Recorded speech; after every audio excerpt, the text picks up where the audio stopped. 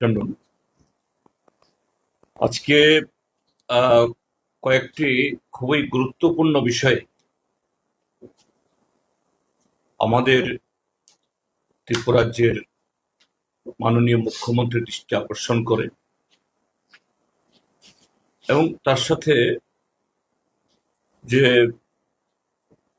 রাজ্যের মানুষের এই সমস্ত ক্ষেত্রে যাতে আমাদের রাজ্যের সরকার তারা প্রায় প্রতিদিন এই রাজ্যের উন্নয়নে মানুষের স্বার্থে অনেক বড় কথা বলেন, কিন্তু বাস্তবে কতগুলো কারণে তার সমস্ত বিপরীত কর্মকাণ্ড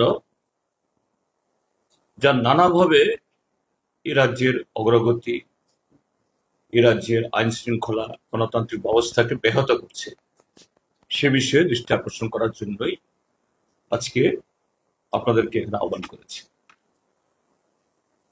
বিগত বেশ কিছুদিন ধরে ত্রিপুরা রাজ্যের প্রিন্ট এবং এই ইলেকট্রনিক মিডিয়াতে কতগুলো খবর হচ্ছে যে রাজ্য সরকার কতিপয় আমলা যারা বেশ কয়েক বছর আগে অবসরে চলে গেছেন, আইএস অফিসার, টিসিএস অফিসার, তাদেরকে বারবার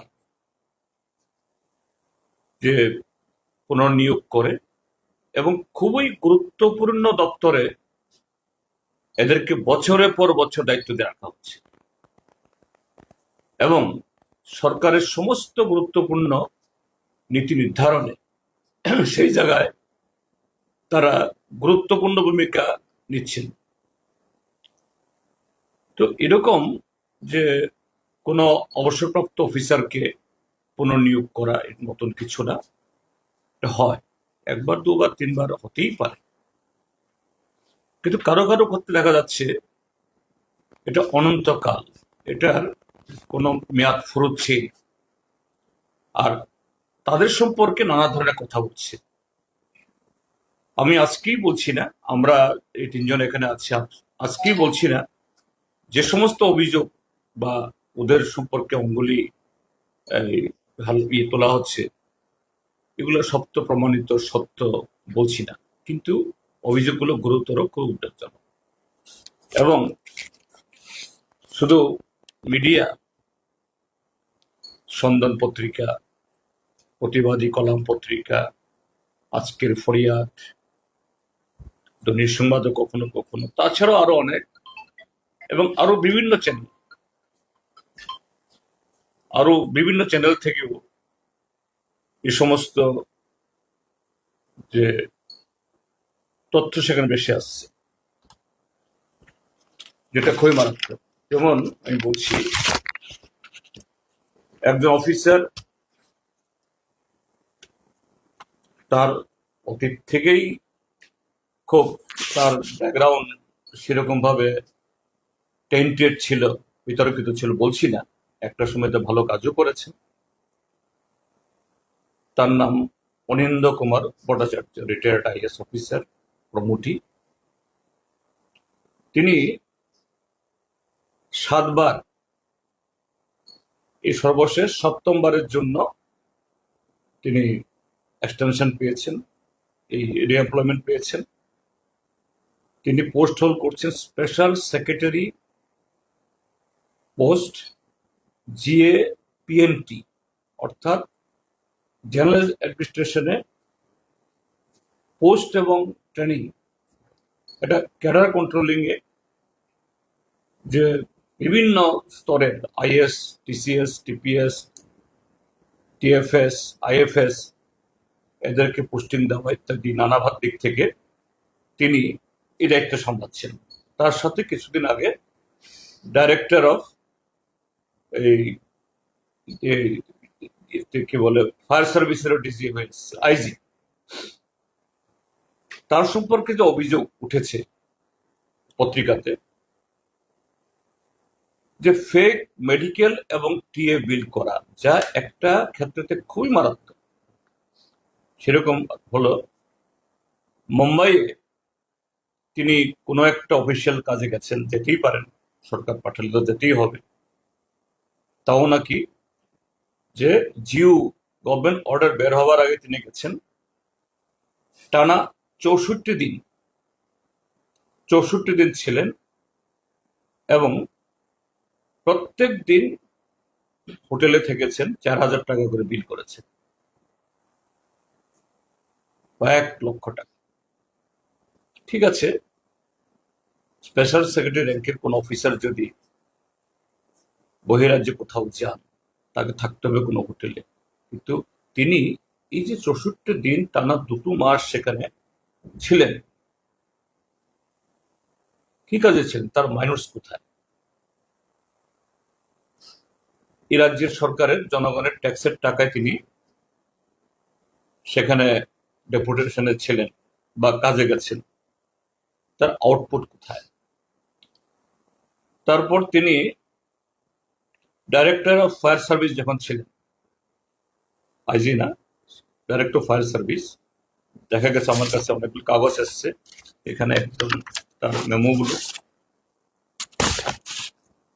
যে লক্ষ লক্ষ টাকা এসডিআরএফ এর ফান্ড বিভিন্ন ফায়ার সার্ভিসের লোক কোথায় এসডিআরএফ মানে সাধারণত এরকম রিলিফের টাকা দিয়ে থাকে সিভিল অ্যাডমিনিস্ট্রেশন, ডিএম বা এসডিএম দের মাধ্যমে, কিন্তু ফায়ার সার্ভিসের ডাইরেক্টর, তার হাতে এসডিআরএফ এর ফান্ড এক এক কিস্তিতে 10 লাখ 9 লাখ টাকা করে। তারপর একটা মেমো এখানে পাঠানো হয়েছে যে ড্রোন কিনেছেন তার সময়তে 9টা, এই 9টা ড্রোনের দাম 1 কোটি টাকার উপরে। ত্রিপুরাজ্যের কোন ফায়ার সার্ভিস স্টেশন থেকে ড্রোন দিয়ে আগুন নিভানো বা কি পরিমাণ ক্ষতি হলো দেখার এরকম কোন যে অ্যাকশন তো হয়নি, মহড়াও আমরা শুনিনি। তার সাথে আরো কদিন আগে একটা পত্রিকায় দেখেছি, একটা চ্যানেলেও খবর উঠেছে, এই বটজলাতে একটা ছোট গ্যারেজ, সেখানে জিপ বা ছোট গাড়ি এর মেরামত হয়, ওইখানে গিয়ে ফায়ার সার্ভিসের গাড়ি মেরামত, সেখান থেকে লক্ষ লক্ষ টাকা বিল হচ্ছে। যাই হোক, এই মুহূর্তে হয়তো তিনি ফায়ার সার্ভিসে নেই। এইভাবে ফায়ার সার্ভিসে যতদিন থেকেছেন তার সম্পর্কে ভুরি ভুরি অভিযোগ। নিশ্চয়ই সে দপ্তরের কর্তার অর্থাৎ পলিটিক্যাল এক্সিকিউটিভ, তার আশীর্বাদ ছিল, এভাবেই করেছেন। এবং এর আগেও ফায়ার সার্ভিসের ফায়ারম্যানদের কিছু লোক আমার সাথে দেখা করেছেন, তারাও তার ব্যবহার আর এরকম অনিয়মের সম্পর্কে আমাকে বলেছেন একবারই, কিন্তু তাদের হাতে কাগজ ছিল না। এখন এই কাগজপত্র আমার কাছে সব পাঠিয়েছে, কিভাবে দ্রোণ কিনেছে, যেগুলো সাবস্ট্যান্ডার্ড, অচল, সম্পূর্ণ জ্বলে গেছে। তারপর একটা খুবই মানে এই অত্যন্ত মানে কি বলে গুরুত্বপূর্ণ, অত্যন্ত একটা বিপজ্জনক আরেকটা ঘটনা ঘটেছে এই সময়ের মধ্যে। তিনি এখন ওই স্পেশাল সেক্রেটারি জিএপিএনটি হওয়ার সুবাদে তিনি ভিজিলেন্সের ডাইরেক্টর। ভিজিলেন্স ডাইরেক্টর মানে বিশাল ক্ষমতা, একটা রিটায়ার্ড অফিসার, একজন গ্রেড 1 ত্রিপুরা পুলিশ সার্ভিসের অফিসার। একটা সোশ্যাল মিডিয়া থেকে ইয়ে করেছি আমি, তিনি গত 7 তারিখ, এই মাসের 7 তারিখ, আজকে 10, মানে আজকে 2 দিন আগে রেজিগনেশন লেটার দিতে বাধ্য হয়েছেন ডাইরেক্টর ভিজিলেন্স অফিসের কাছে। তিনি লিখেছেন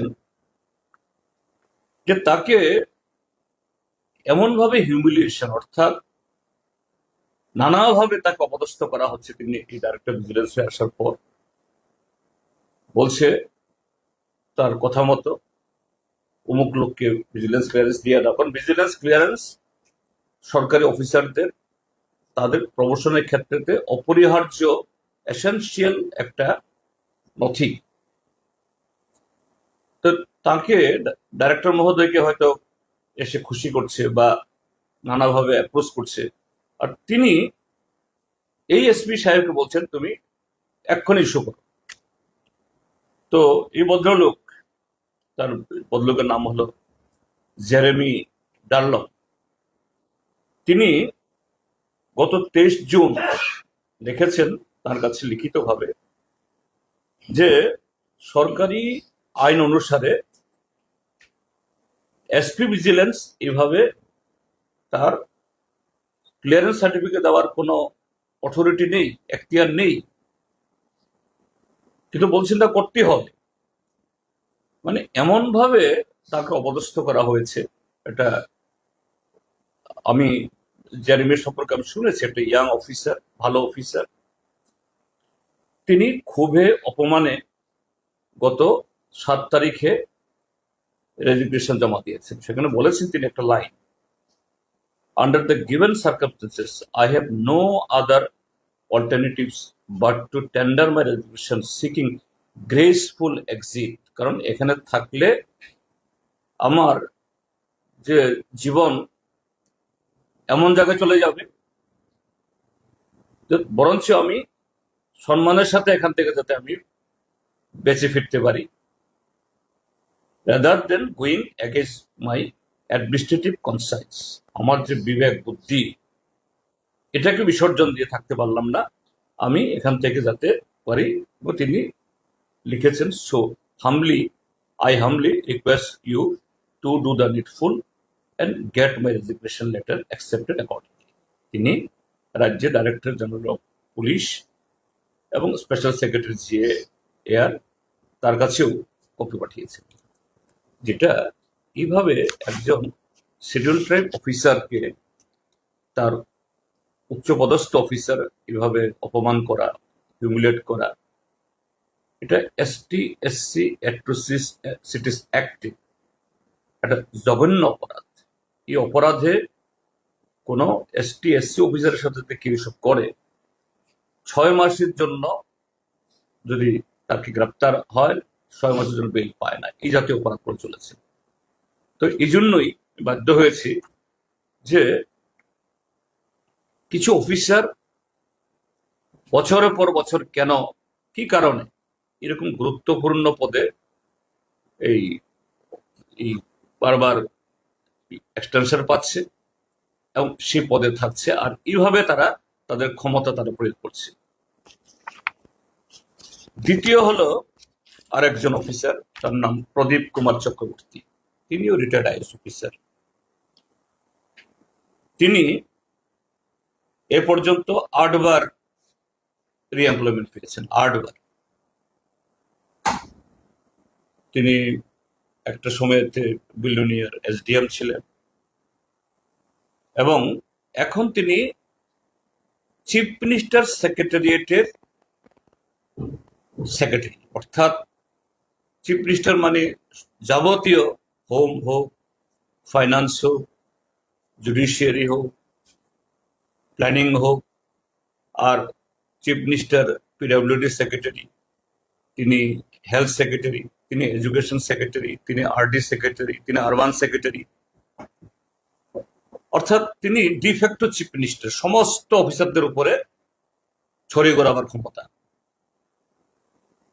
এবং একটা রিটায়ার্ড অফিসার যে আরো ভালো ভালো অফিসার সিনিয়র থাকার অবস্থাতেও তাকে বারবার এখানে রাখা হচ্ছে। এবং এ সম্পর্কে আমি কদিন আগে প্রতিক্রিয়া দিয়েছিলাম, এসব কথা বলিনি যে না, যে এরকম বহু IAS অফিসার এরাও প্রমোশন চায়, এরাও ভালো পদ চায়, কিন্তু কেউ যদি এইভাবে এটাকে আটকে রাখে তাহলে তাদের মধ্যেও খুব জন্মায়। এখন তার সম্পর্কে আমার কাছে যে সমস্ত তথ্য এসছে একদম কাগজ সহ, যে তিনি তার সম্পদের পাহাড়, দেখছে প্রদীপ কুমার চক্রবর্তী, অভয়নগরে প্রায় 2.5 কোটি টাকা এরকম সম্পত্তি, জমি মালিক তার নামে বা স্ত্রীর নামে। বিদুরকর্তা চৌমুহনীতে 2 ইউনিটের ফ্ল্যাট, বনমালীপুরেও 2 ইউনিটের ফ্ল্যাট, বিবেকানন্দ কমপ্লেক্সে কামান চৌমুহনীর পাশে হাই ইনকাম গ্রুপের সেখানেও ফ্ল্যাট, কলকাতার গড়িয়াহাটে ফ্ল্যাট এবং উত্তর চাম্পামোড়াতে 7.83 একর জমিতে টি প্ল্যান্টেশন, সেগুন। এবং এখানে এই যে হুইসেল ব্লোয়ার যারা এই তথ্য দিয়েছেন তারা এমনি এমনি পাঠাননি, আমি পত্রিকায় দেখছিলাম একদিন, কিন্তু এখন যে আমার কাছে বাড়ির ছবি টবি সহ আমি দেখাচ্ছি করতে পারি। এই যে হলো সেগুন বাগান, এই যে উত্তর চাম্পামোড়াতে। তারপর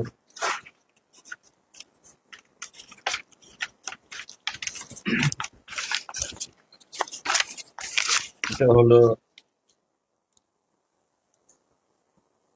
ওই সেই চাম্পামোড়া কাগজ যে 7.83 একর জমির মালিকানা তার স্ত্রীর নামে।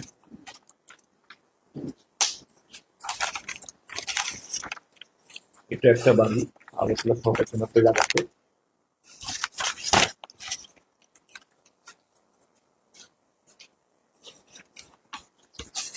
এটা আর একটা বাড়ি।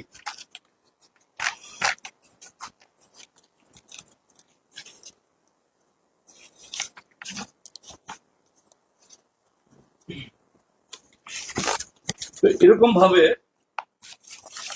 যে অসংখ্য সম্পত্তি যা প্রকাশিত, অপ্রকাশিত থাকতে পারে। তার সাথে আরো জঘন্য হলো যে এই প্রদীপ চক্রবর্তী যে বিলোনিয়ার মহকুমা শাসক থাকাকালীন সমেত সেখানে কিছু জমি জমার এই সেকেন্ড শিডিউল থেকে করে, যেটা আমাদের রাজ্যের ভূমি রাজস্ব আইনে হয় না। অর্থাৎ সরকারি খাস জমি এটাকে কোন রকম নিয়ম কানুন না মেনে জুত করে দেওয়া, জুত জমিকে খাস করে দেওয়া, এরকম জাতীয় টিএলআর এলআর অ্যাক্ট 60 এটা অনিয়ম করে। তার বিরুদ্ধে সেখানে বিলোনিয়ার ডিএম, রেভিনিউ সেক্রেটারি, তারা এই প্রদীপ চক্রবর্তীর বিরুদ্ধে ডিপার্টমেন্টাল প্রসিডিংস অর্থাৎ আইনানুগ ব্যবস্থা গ্রহণ করার জন্য লিখেছেন। কিন্তু এরকম একটা ব্যক্তি চিফ মিনিস্টারের সেক্রেটারি থাকা অবস্থায় যার সম্পর্কে এতগুলো সম্পত্তি নামে বেনামে করার অভিযোগ, তার চেয়ে জঘন্য হলো এসডিএম থাকাকালে, হ্যাঁ এটা ই আমলে না, যে আমলেই হোক, এসডিএম থাকাকালে এই জমি সংক্রান্ত ক্ষেত্রেতে এরকম জালিয়াতি করা। তো সেই ব্যক্তি এত পছন্দ কেন সরকার, এত পছন্দ কেন মাননীয় মুখ্যমন্ত্রী? আর যদি সেরকম একটা ব্যক্তি যদি মুখ্যমন্ত্রীর দপ্তরের সচিব হন, স্বাভাবিক মুখ্যমন্ত্রী সম্পর্কে, সরকার সম্পর্কে সন্দেহ তৈরি হবে। তো এই কারণে আমি বলছি যে আমি কাগজটা এক্ষুনি আমি দিচ্ছি না, যে আমাদের দেশে এই কিছু হলেই ইডি সিবিআই চলে আসে এবং রাজ্যেও কোথাও কোথাও গিয়ে এই এনআই ইত্যাদি, কিন্তু এসব বেলায় কেন এদের কোনো উপস্থিতি নেই? আর রাজ্য সরকারেরই অফিসার, ডিএম, রেভিনিউ সেক্রেটারি, তারা এরকম একটা অফিসারের বিরুদ্ধে বারবার তদন্তের আদেশ দিচ্ছেন, তদন্ত হচ্ছে না, কোথায় এই ফাইলগুলো কোথায় থেমে যাচ্ছে। আবার সে ব্যক্তি হলো ত্রিপুরাজ্যের চিফ মিনিস্টারের অফিসের সচিব, তিনি সব সেক্রেটারির চিফ সেক্রেটারি হলো, কিন্তু chief secretary secretary chief minister secretary মানে তার আরেক ধরনের পাওয়ার। তো এই জায়গায় যে গোটা মন্ত্রিসভার সম্পর্কে, মুখ্যমন্ত্রীর এই অফিস সম্পর্কে একটা সন্দেহ তৈরি হওয়া সঙ্গত কারণ। এই জন্য আমি বলছি, মাননীয় মুখ্যমন্ত্রী সরকার খুব গুরুত্ব দিয়ে দেখুন, এবং এই দুইজন অফিসারকে, হ্যাঁ, তারা যদি এখন তদন্ত করে ক্লিন চিট পেয়ে যায় ভালো, কিন্তু তাদের সম্পর্কে ত্রিপুরার মিডিয়াকুল, প্রিন্ট এবং ইলেকট্রনিক প্রায় সবকটি মিডিয়াতে প্রতিদিন প্রশ্ন উঠছে, জনগণের মধ্যে প্রশ্ন উঠছে, আঙ্গুল তুলছে। দ্রুত ব্যবস্থা গ্রহণ করা। আরো একজন অফিসার সম্পর্কে এসছে, তিনি এখন রিটায়ারমেন্টে যাননি, সদ্য প্রমোশন পেয়েছেন, আরো জঘন্য। আমি আরেকটু তথ্য সংগ্রহ করিনি, তিনিও একটা গুরুত্বপূর্ণ দপ্তরে প্রায় 16 বছর ধরে সেখানে যোগের মতো বসে আছেন। তার সম্পর্কে অসংখ্য অভিযোগ, এবং তিনি এবং তার এই সমস্ত অনিয়ম বাঁচানোর জন্য এরকম অধস্তন কিছু অফিসারের চাকরি টাকরিও খাওয়ার অবস্থা তিনি করছেন। আমি আর একটু ভালো করে তথ্য নিয়ে জানাবো, আজকে জানাচ্ছি এ সম্পর্কে। আমি শুধু দুজন সম্পর্কে জানালাম। তার সাথে আরো কয়েকটা বিষয় আমি আপনাদের মাধ্যমে তুলে ধরতে চাইছি। সেটা হলো, সরকার প্রায় প্রতিদিন ডাউজ ডাউজ বিজ্ঞাপন দিয়ে, যেন তাদেরকে কেউ চেনে না, নতুন নতুন ছবি ফ্ল্যাক্স ছাপিয়ে মুখ্যমন্ত্রী, মন্ত্রিসভা সদস্যদের ছবি আগরতলা শহরে আনাচে কানাচে, এই শুধু শহরে কেন বাইরেও লাগাচ্ছে। আগরতলা শহরে ট্রাফিক জ্যাম হওয়ার কারণ বোধহয় এটা একটা কারণ, অর্থাৎ জ্যাম হবে, বসে থাকতে হবে, মন্ত্রীর ছবি দেখো। কিন্তু এই যখন অবস্থা রাজ্যে, এত বিকাশ, একটু বৃষ্টি হলেই জল জমে যাচ্ছে, তার চেয়ে জঘন্য হলো যে ঋষ্যমুখ ব্লকের রামরাইবাড়িতে একটা ট্রাইবাল পরিবার, থৈলাফ্রু মাও এই পরিবারের কর্তার নাম, গত কদিন আগে মাত্র 21,300 টাকায় একটা সদ্যজাত কন্যাকে বিক্রি করে দিয়েছে। এই পত্রপত্রিকাতে উঠার পর আমি এই জন্যই মিডিয়ার কথা বলছি, মিডিয়া তারা ভূমিকা পালন করার জন্য প্রশাসনের হুঁশ নড়েছে। এই শিশুটাকে বিক্রি করে দেওয়া হয়েছে আম্বাসাতে, সেখান থেকে উদ্ধার করে নাকি এখন মারকুলে দেওয়া হয়েছে। কিন্তু এই ঘটনা দিয়ে কি প্রমাণ করছে? ত্রিপুরা রাজ্যের গ্রাম পাহাড়ে প্রচন্ড অভাব, আর সরকার তার কোনো মানে ইয়ে নেই, শুধু ফ্ল্যাক্স প্রচার করছে, ডিসপ্লে বোর্ড বানাচ্ছে, বড় বড় আওয়াজ তুলছে।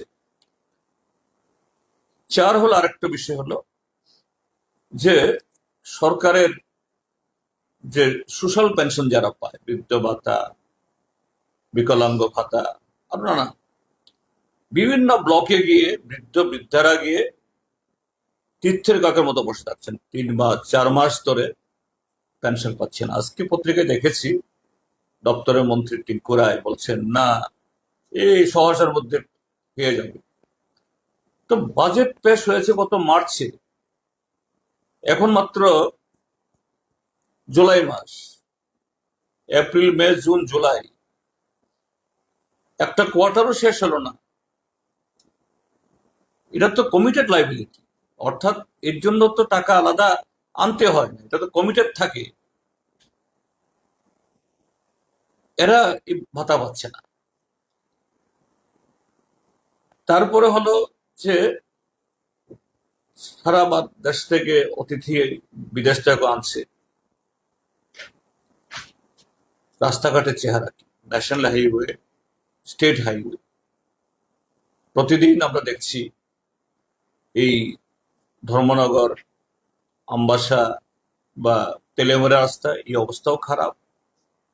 এদিকটায় ক্ষয় দিয়ে যে আসার রাস্তা, কোথায় যে গেল টাকাগুলো?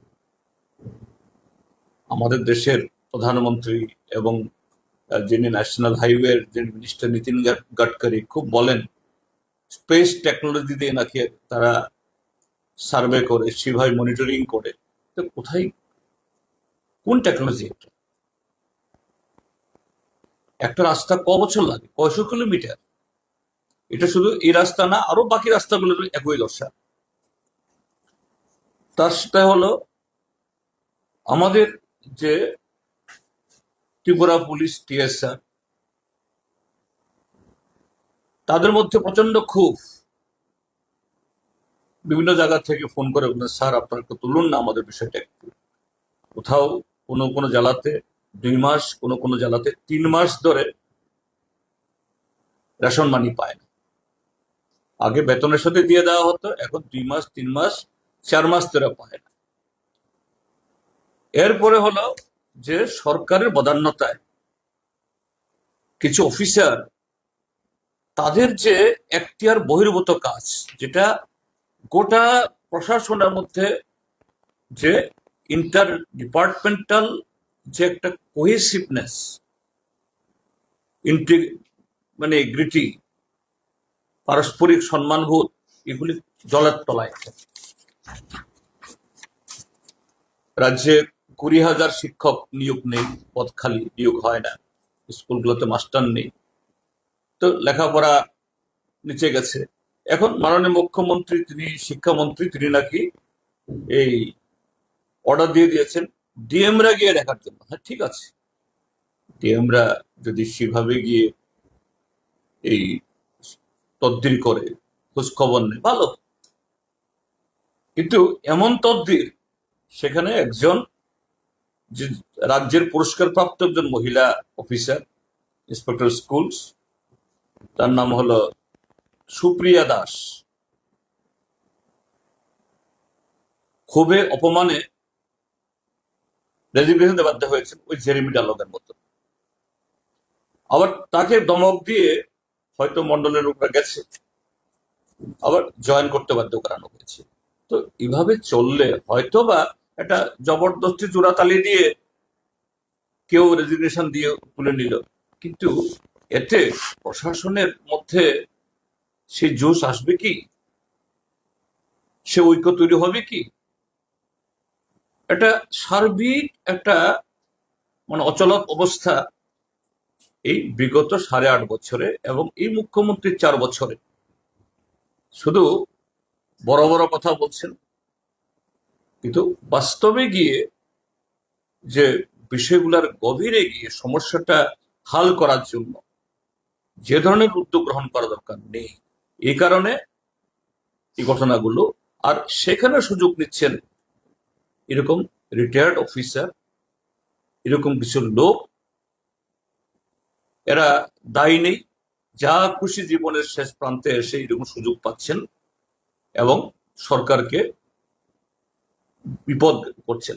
আমি বলবো পি.কে চক্রবর্তী বা অরবিন্দ ভট্টাচার্য এত অপরিহার্য হয়, আপনি তাকে কেন পোস্টে রাখছেন? তাকে অ্যাডভাইজার করুন, অ্যাডভাইজার করে রেখে দিন, যতদিন থাকবেন আপনার সাথে থাকবেন। কিন্তু তাকে চিফ মিনিস্টার সেক্রেটারিয়েটের সেক্রেটারি, আইসিএস সেক্রেটারি, এই যে আইসিএ তে লক্ষ লক্ষ কোটি কোটি টাকার ফ্ল্যাগ ছাপা, এই ভদ্রলোকের হাত ধরে এখানেও ঘোটালার হাতছানি আছে। অরিন্দ ভট্টাচার্য এতই অপরিহার্য, ডাইরেক্ট তাকে অ্যাডভাইজার করে রাখুন, চিফ মিনিস্টার অফিসের অ্যাডভাইজার। তাকে director of vigilance, director of fire service, special secretary জিএপিএনটি রাখা মানেটা কি? ডাল মে কুচ কালা है, যা সারা রাজ্যের জন্য, ত্রিপুরার 44 লক্ষ মানুষের জন্য একটা সর্বনাশের একটা রাস্তা তৈরি করছে তাদেরকে দিয়ে। এর থেকে সরকার বিরত থাকুক, এই কথা বলার জন্যই আপনাদের সামনে আজকে আমরা এসেছি। পি.কে চক্রবর্তীর যে সম্পত্তির কথা বললেন, আনুমানিক মোট সম্পত্তি কত হতে পারে? আমি এগুলো পেয়েছি, আমি তো দেখলাম এই একটা জমির মালিকই এখানে যে অভয়নগর কোন জায়গায় জানি প্রায় 2.5 কোটি টাকা পড়ছে। তারপর একটা ফ্ল্যাট আগরতলা শহরে 60-70 লাখ টাকার কম হবে না। 8 একরের মতো এই ইয়ে টি প্ল্যান্টেশন, তাও উত্তর চাম্পাঙ্গরা। এখানেও কানি 15-20 লাখ টাকার কম হবে না। এছাড়া সব ম্যাচিউর টি, এটা তো জানা, কারণ এটা তো আর দোকানের প্রশ্ন নেই, একদম সরকারি নথি বের করা, রাইট টু ইনফরমেশন করে এই সমস্ত তথ্য বের করে নিচ্ছে, দাগ নম্বর কি, খতিয়ান নম্বর কি, এভরিথিং। তার বাইরেও আছে। তো সরকার দেখো যে তিনি যে ট্যাক্স রিটার্ন ফাইল করেন তার সাথে এই সম্পত্তির যে বহরের কোনো মিল আছে কি। অরিন্দ্র ভট্টাচার্যের ক্ষেত্রেও তাই, বাইরের ফ্ল্যাট। আরেকজন অফিসের কথা বলছি, তিনি এখনো সার্ভিসে আছেন, আমি পরবর্তী সময় আসবো, আমি আর একটু তথ্য সংগ্রহ করছি, আমি নিজে আগে স্যাটিসফাইড হয়েছে না তথ্যগুলো কতটুকু ঠিক আছে। কিন্তু সবচেয়ে বড় কথাটা হলো এরাই হলো এখন সরকারের সবচেয়ে কাছের লোক। এবং অফিসারদের মধ্যে অনেকে বলছেন, স্যার কি হচ্ছে, আমাদের তো কোনো কাছে নেই, সব কিছু লোকের মধ্যে হাতেই সব। এখানেই হলো গুরুতর প্রশ্ন। মুখ্যমন্ত্রী বলছেন অভিষেক চন্দ্রার বিরুদ্ধে ব্যবস্থা গ্রহণ করছে সরকার আগে থেকেই, যখন বিষয়টা নজরে এসেছে। তো সরকার বলছে করাপশনের এগেইনস্টে তারা স্টেপ নিচ্ছে, কিন্তু আপনি বলছেন প্রদীপ চক্রবর্তী ওদের কার্যত করাপশনকে জিয়ে রাখার জন্য রেখেছে। অ্যাকচুয়াল ব্যাপারটা কি মনে হয়? তো মুখ্যমন্ত্রী বলুক না, আমি তো আজকে তুললাম, আমি তো একদম বলছি, আমি কাগজ নিয়ে এসেছি আজকে, প্রয়োজনে মুখ্যমন্ত্রীকে আমি দেবো, তিনি যদি চান। তিনি যদি ভিজিলেন্সে দেন, ভিজিলেন্সকে আমি দেবো। হ্যাঁ, কিন্তু ভিজিলেন্সকে তাকে বসিয়ে রাখা হয়েছে, তো কি করে তাহলে হবে? এবং মুখ্যমন্ত্রী বলছেন জিরো টলারেন্স অ্যাকশন নেওয়া হবে। এই যে আইএফএস অফিসার প্রায় 1 কোটি টাকা নিয়ে পালিয়ে গেল, কি করে সে গেল এখান থেকে? অভিষেক চন্দ্রের ক্ষেত্রে যা কথা উঠছে, 14 কোটি টাকা এরকম, কোথায় তদন্ত? এবং মিডিয়া রিপোর্ট বলছে তাকে বাঁচানোর জন্য একটা লবি তৈরি হচ্ছে। তো মাননীয় মুখ্যমন্ত্রী দুর্বলতা কোথায়? আপনি যদি এত স্বচ্ছ হন, সৎ হন, কথায় কথায় বলেন জিরো টলারেন্স, আপনি দেখান না। আপনি এরকম টেন্টেড লোকদেরকে বাদ দিয়ে আপনার অফিস চলতে পারছে না, আর সমস্ত ফাইল আগে তার হাতে যাচ্ছে, তারপরে আপনি দেখছেন। তাহলে এটার এই যে এপিসেন্টার কারা? আপনি স্বচ্ছতা থাকলে আপনি হিম্মত করে সে স্বচ্ছতা দেখান। আমার বক্তব্য বলে যান।